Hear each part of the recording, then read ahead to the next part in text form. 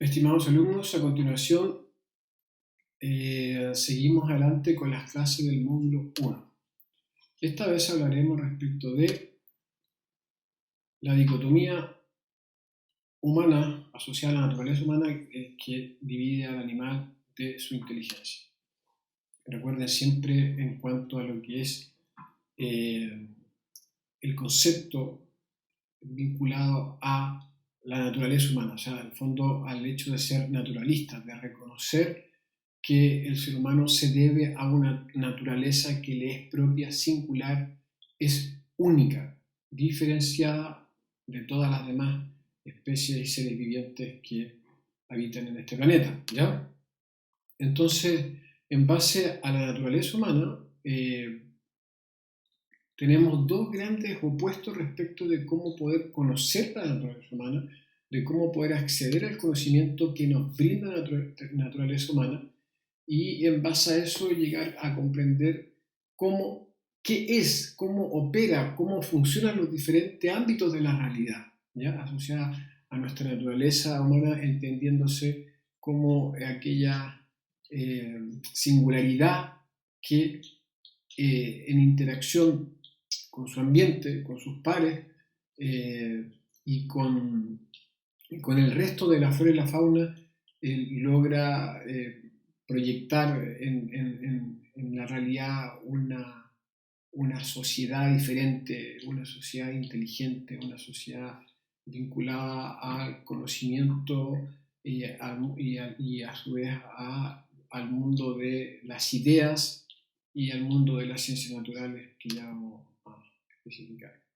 Bueno, la naturaleza humana está asociada a aspectos que son objetivos, que son estructurales, que están asociados a nuestro cuerpo físico y por tanto, cuando hablamos de estructura física de un cuerpo físico, hablamos de sentido, de percepción, de cómo el cuerpo nos dota de determinadas habilidades, capacidades, competencias que nos permiten conocer, poder acceder al conocimiento de lo que es la realidad, del dominio de la misma para poder eventualmente inclusive modificarla o mejorarla, ¿ya?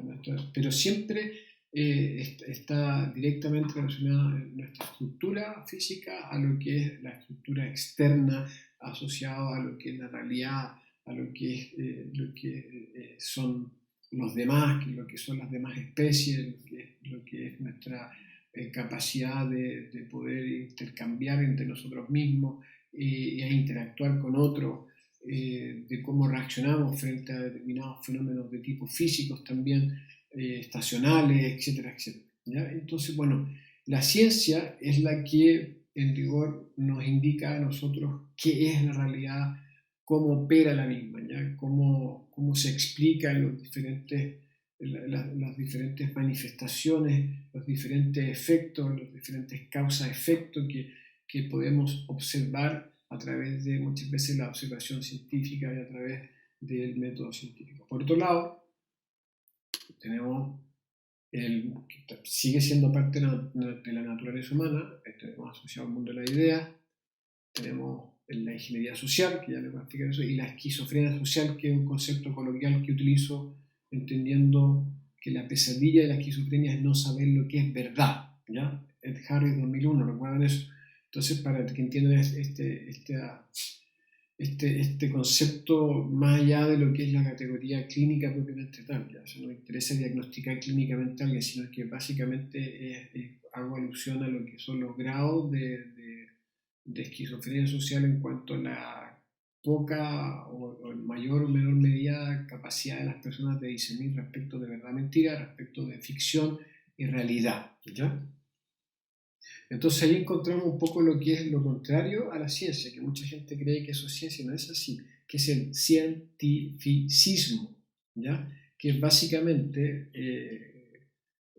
es una forma de pretender de que todo lo que es método científico es ciencia y todo lo que no es método científico es falso o vendría siendo irreal, lo cual no es así. O sea, nosotros tenemos, yo creo que muchos de ustedes saben acerca de muchas cosas y no aplicarlo en el método científico. O sea, ustedes pueden acceder al conocimiento, pueden acceder a cómo eventualmente ustedes saben cómo funcionan bastantes aspectos de la realidad, de cómo funcionan muchas veces los intercambios de dinero por bienes y servicios, lo utilizan todos.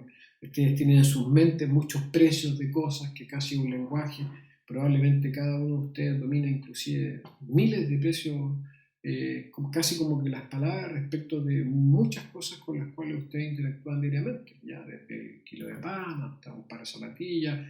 Ustedes saben que un pasaje de bus es más económico que el de avión, etcétera, etcétera. ¿Entiendes? Entonces, se dan cuenta de que ustedes pueden conocer, que saben mucho y que no necesariamente se requiere método científico para poder conocer, y por tanto todo lo que no es método científico en rigor vendría siendo una falacia, ya vendría siendo mentira. O sea, la falacia es el cientificismo.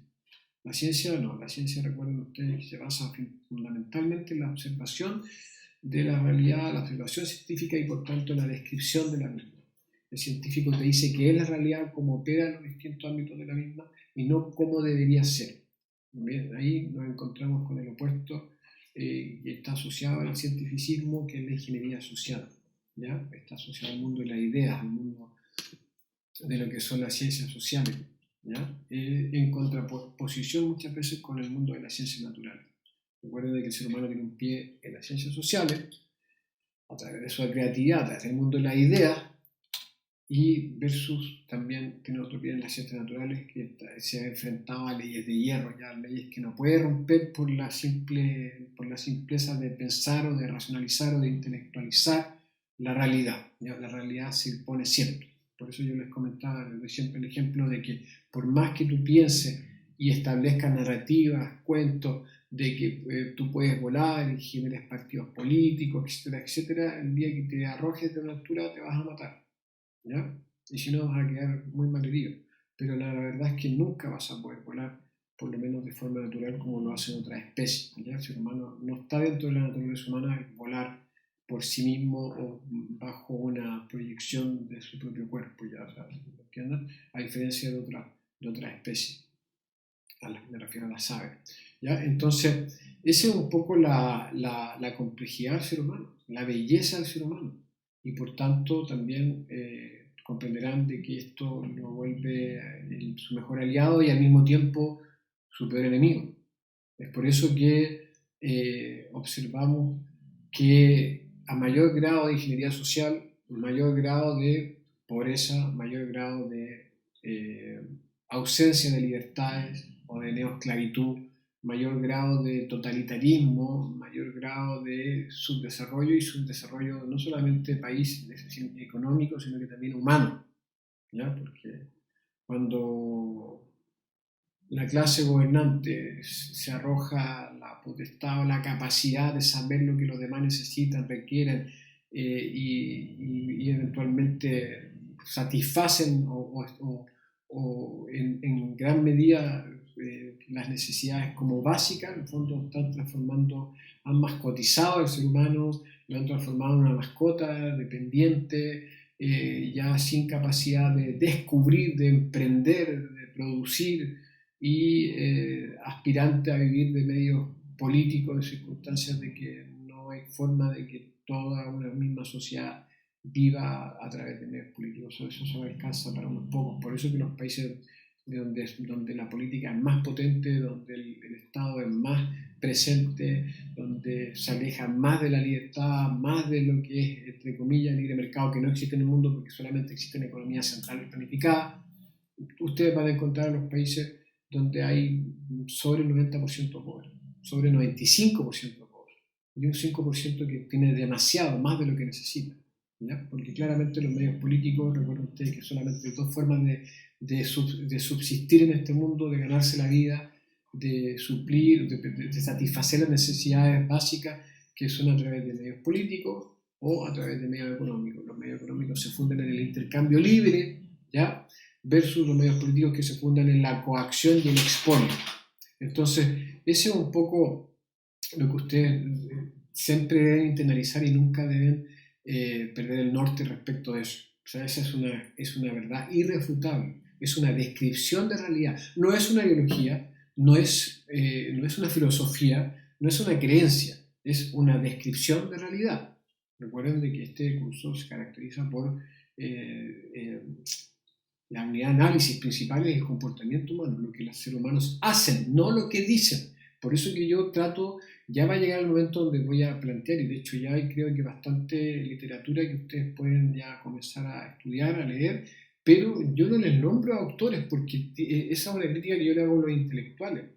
Básicamente hablan en base a lo que los demás dijeron, pero no se concentran en describir lo que los seres humanos hacen y las consecuencias de esos actos. Y por eso que las personas, la gran mayoría o la masa, el hombre masa, desconoce aspectos fundamentales. No sabe lo que es el mercado, no sabe lo que es el Estado, no sabe qué es la clase política y por eso que le pide cosas. No sabe cuál es el origen, la evolución de los mismos. Y por eso que le piden cosas, y por eso que creen y se adaptan, y porque el ser humano es peligrosamente adaptable a todo, y creen efectivamente que la dignidad, que la prosperidad, que la abundancia depende de esta gente, y no es así. Cuando esa gente no te puede dar nada porque no produce nada, simplemente ellos, con el afán, la política, recuerden de que es como este de legitimar al hegemón, a la clase gobernante que se esconde detrás del Estado.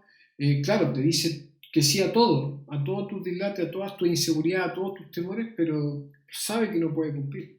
¿Ya? ¿Por qué? Porque en el fondo ellos solamente para ellos alcanzan los bienes políticos y en base a esos bienes políticos, a esos medios políticos de subsistencia, se hacen millonarios, se hacen ricos, ¿ya?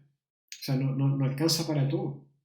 Entonces, lamentablemente, en gran medida existe una pareja, o sea, hay una complicidad entre lo que es la clase gobernante y sus feligreses. ¿Ya? Por eso es que la última revolución o la verdadera revolución es sin destrucción, es sin violencia, es sin odio.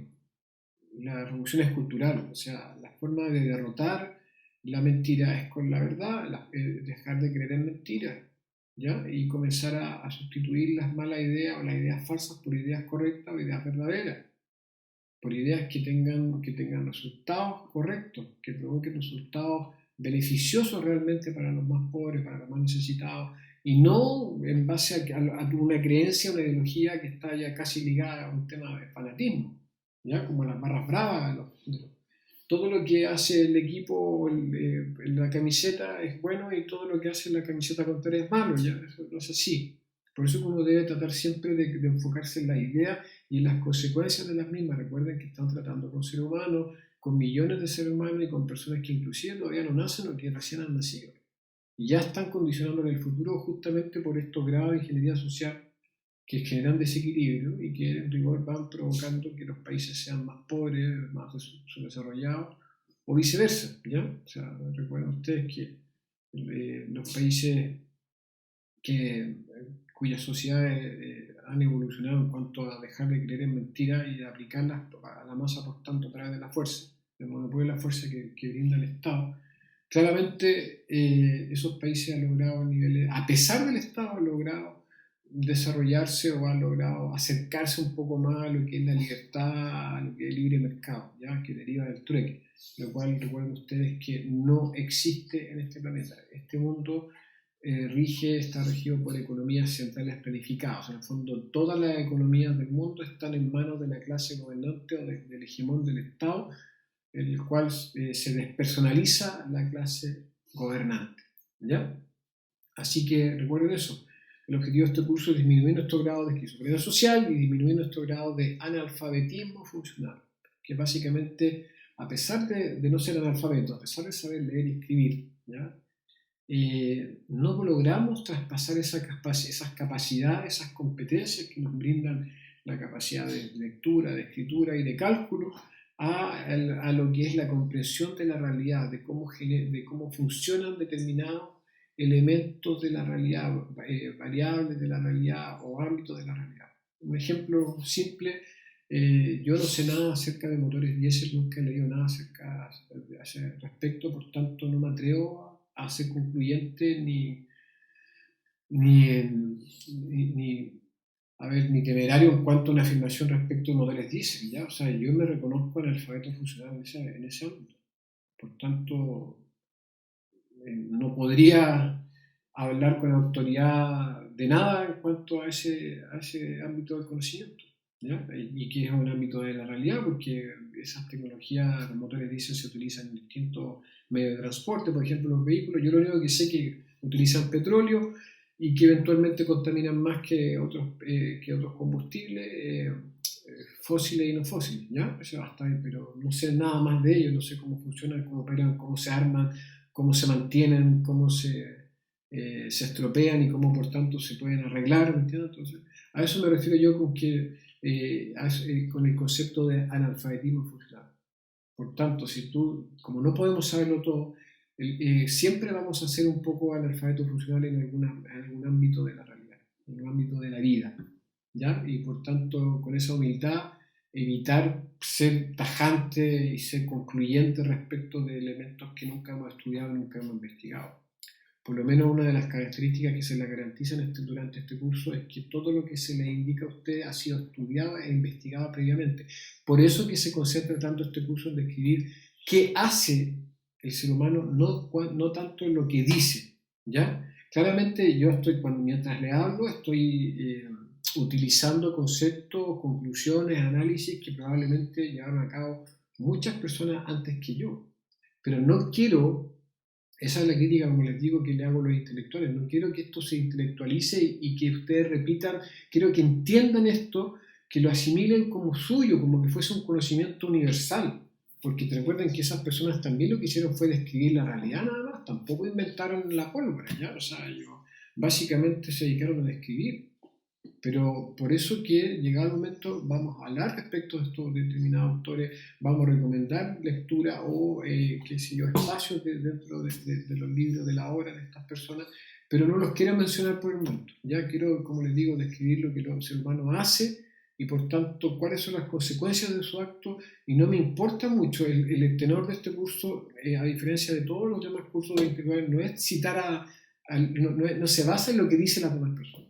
¿Ya? Eso no, ¿por qué? Porque ahí nos topamos con el narcisismo, con la ideología, con el mundo de la creatividad que es infinita. No, mejor analizar lo que hace el ser humano y por tanto en base a eso desligarlo un poco de su inteligencia, de su capacidad creativa, de su capacidad de intelectualización, de su capacidad de racionalización, de su capacidad de tergiversación respecto de elementos vinculados a la naturaleza humana. Por eso es que este curso se concentra, la unidad de análisis mayor es el comportamiento humano, ¿ya? La conducta observable, por tanto describible y por tanto muchas veces irrefutable, ¿ya? Porque esto no se está planteando una nueva filosofía, una nueva ideología, ni una nueva o sea, ni tampoco me estoy apoyando en creencias subjetivas personales. ¿Ya? Estas son descripciones que son comprobables y que son básicamente mecánicas, ¿ya? O sea, se rigen bajo lógicas mecánicas que, como les digo, independiente de lo que ustedes crean, la realidad es así, opera de esa forma, ¿ya?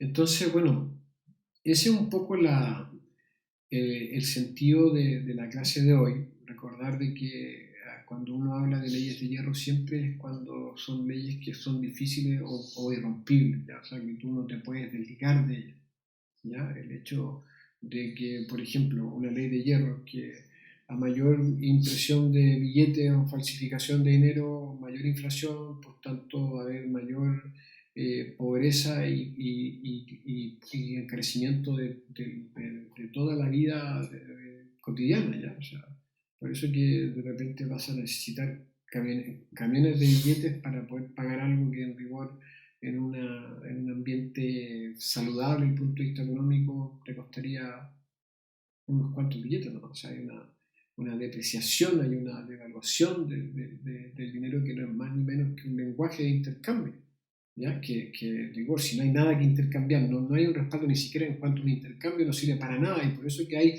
países donde los billetes están en las calles y prácticamente se requieren carretillas, literal, carretillas de billetes para poder comprar un bien como un pollo, una caja de huevos, ¿ya? Entonces, esa es un poco la explicación de lo que es una ley de hierro, ¿ya? En cuanto a determinados ámbitos de la realidad. Y vamos a hablar de varias leyes de hierro respecto de lo que es la economía, cuando anexemos la economía como la ciencia del comportamiento, en base a lo que el ser humano hace, no lo que dice, y en cuanto a la lógica que existe detrás de todos los intercambios que se fundan en muchas leyes de hierro, ¿ya?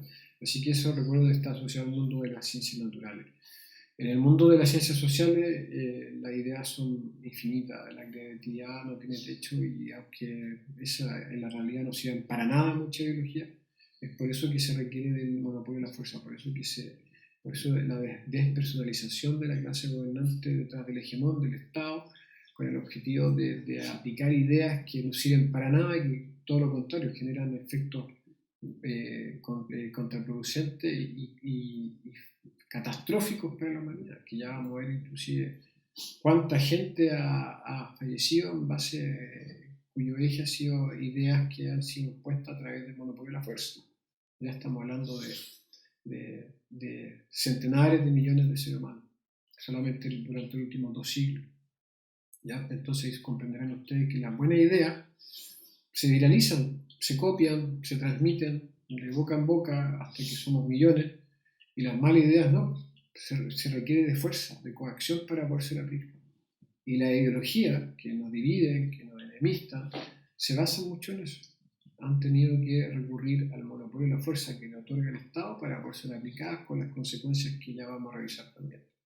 Básicamente miseria, muerte, pobreza, inclusive esclavitud, genocidio, los peores males de la sociedad, sino todos los males de la sociedad, ¿ya? Son producto de la ingeniería social, producto del monopolio de la fuerza aplicado o guiado en base a una ideología determinada, cuyo eje es el Estado, el hegemón, cuyo eje son los designios de la clase gobernante para con la clase gobernada, ¿ya? Así que, bueno, de eso trató la clase de hoy. Dudas o consultas, estoy para poder apoyarlos y lo que necesiten, inclusive si amerita una clase también, un video de respuesta respecto de las consultas que ustedes puedan hacerme llegar.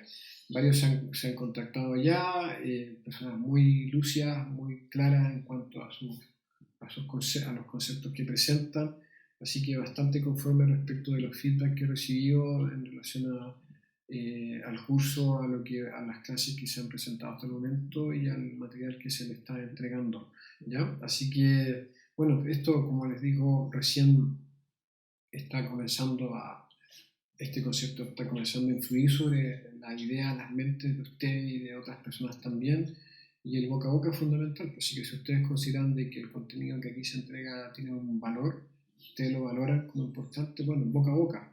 Inviten a sus amigos, a sus parientes a que sean partícipes de esta comunidad en torno a este concepto, y que eventualmente el día de mañana participen de muchas instancias que se vienen a partir de marzo. Van a haber profesores invitados, van a haber clases de profesores o van a haber entrevistas con eminencia respecto de distintos ámbitos asociados a las ciencias del comportamiento y también de tipo inclusive de ciencias que asociadas también a las ciencias médicas, ¿ya? Entonces va a ser bastante interesante.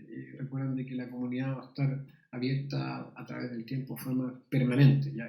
Aunque ustedes hubiesen completado el curso habiendo no rendido las evaluaciones correspondientes y habiendo no obtenido su diploma de participación, ¿ya? Así que recordar eso, que la comunidad y todos estos temas y muchos más que ya se vienen van a quedar abiertos para poder desarrollar comunidad, debate, discusiones,